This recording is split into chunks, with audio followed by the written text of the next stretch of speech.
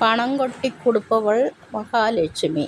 ஆனால் பணமும் செல்வமும் சந்தோஷமும் நிறைஞ்சிருக்கணும்னா நம்ம செய்யக்கூடியவை, அதாவது நமக்கு எல்லாம் நிறைஞ்சு கிடைக்கணும். அவளுக்கு பணம் பொன் பொருள் கொடுக்கறது தான் மகாலட்சுமியோட வேலையே. வீட்டில் சண்டை போட்டுட்டு இருந்த மாதிரி இருந்தால் அவளுக்கு பிடிக்கவே பிடிக்காது.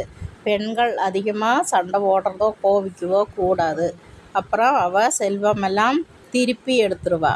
திருப்பி எடுக்காமல் நீங்கள் பார்த்துக்கணும். கொடுக்குற செல்வம் அவள் கொட்டி கொடுக்கும்போது சந்தோஷமாக ஏற்றுக்கொண்டு, நமக்கு மகாலட்சுமிக்கு எது எது பிடிக்காதோ அதெல்லாம் செய்யக்கூடாது.